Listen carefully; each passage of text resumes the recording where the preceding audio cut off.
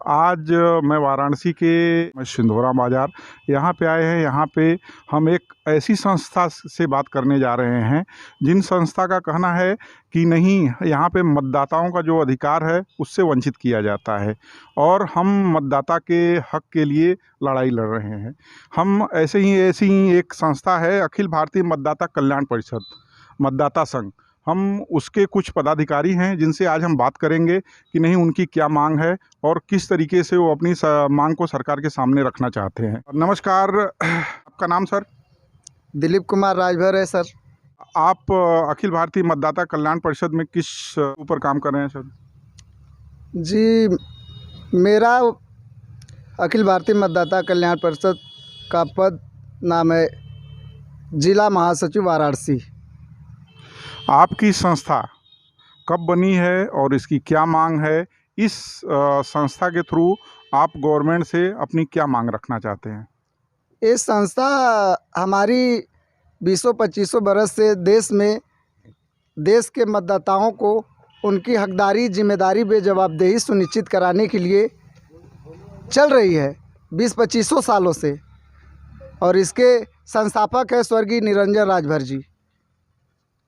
अच्छा, आपकी मांग से जो आपकी मांग है कि नहीं, हमारा मतदाता की मतदाता के एक तरीके से अनदेखा किया जाता है या फिर उनका हक नहीं दिया जाता, तो आप गवर्नमेंट से किस तरीके से मांग करना चाहते हैं कि मतदाता को क्या दिया जाए? क्या उनका कौन सा ऐसा हक है जिससे आप वंचित हैं? हम गवर्नमेंट से यही चाहते हैं कि भारतीय लोकतंत्र में जाति आरक्षण का कोई स्थान नहीं होना चाहिए। जिसकी जैसी योग्यता हो उसको वैसा काम मिले, प्रतिदिन के स्थान पे प्रति घंटे की मजदूरी तय हो, तब हम सभी मतदाता किसी पार्टी और प्रत्याशी के बारे में सोचेंगे। अन्यथा आने वाले 2022 के चुनाव में हम सभी मतदाता संगठित होकर कुछ नया कुछ करने के लिए संगठित होंगे। आप लोगों की एक मांग है नोटा दबाओ, तो अगर यही नोटा दबाना ही विकल्प है और आपको ऐसा लगता है कि नहीं, नोटा दबाने से ही आपका जो मांग है वो पूरी हो जाएगी, तो मुझे तो नहीं लगता सिर्फ नोटा दबाने से होगा। तो क्या ऐसा नहीं किया जा सकता कि अगर नोटा दबाने के बजाय आप डायरेक्ट जाके गवर्नमेंट से जंतर मंतर पे बैठ के आप अपनी मांग को रखें? जी, बात तो सही कह रहे हैं।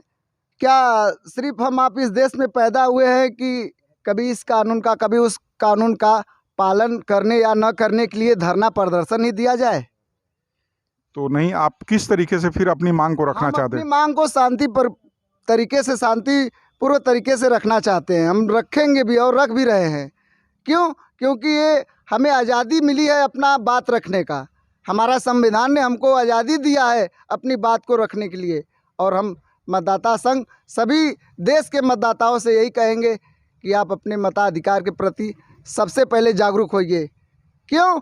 क्योंकि यह देश हमारा घर है और इस देश के तमाम जाति धर्म के लोग एक परिवार हैं, और उसी परिवार का हिस्सा होने के नाते आज हम दिलीप राजभर इस देश के सभी मतदाता बंधुओं से यह कहना चाहेंगे, नोटा दबाओ, देश बचाओ।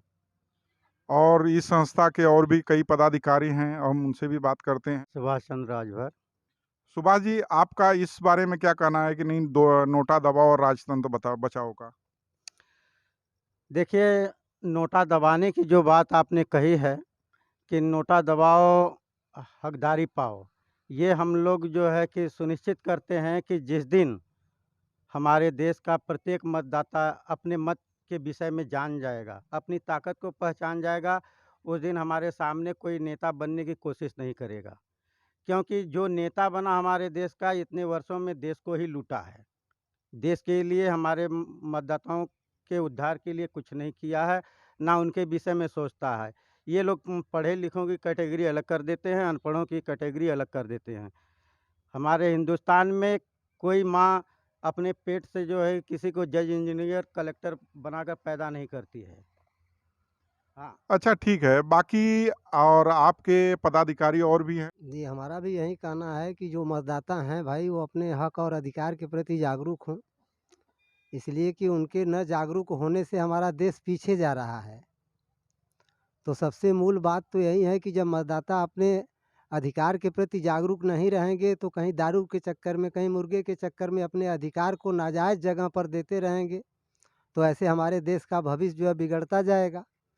तो इसलिए हम मतदाता चाहते हैं भाई कि कोई व्यक्ति ऐसा ना करे जो है, और हर मतदाता अपने हक और अधिकार के प्रति जागरूक हो, जिससे कि हमारा देश विकास कर सके जो है। आपका मेन मुद्दा है विकास और लोगों की जागरूकता। तो सही भी है कि इस देश में जागरूकता और लोगों को जागरूक रहने की ज़रूरत है, क्योंकि इस समय अभी इलेक्शन का माहौल चल रहा है और इस इलेक्शन के माहौल में गवर्नमेंट के समक्ष मांग रखनी और अपने तरीके से रखनी, इस तरीके से रखनी कि नहीं, हमें कोई हिंसा नहीं करना है, कोई हमें बवाल नहीं करना है, हम शांतिपूर्वक और सही ढंग से अपनी मांग को गवर्नमेंट के सामने रख रहे हैं। ऐसे क्या हमें ऐसे पार्टियों का, क्या ऐसे संगठन का सपोर्ट करना चाहिए? हमारे समझ से तो करना चाहिए। और बाकी ये मतदाता के ऊपर है कि इस बारे में मतदाता लोगों का क्या कहना है, क्योंकि इनकी जो मांग है कि नहीं, हमें हिंसा नहीं करना, हमें शांतिपूर्वक और सही तरीके से गवर्नमेंट के सामने अपनी बात रखनी है, तो हम भी इस बात का पुरजोर समर्थन करते हैं और शायद आप भी करेंगे। धन्यवाद।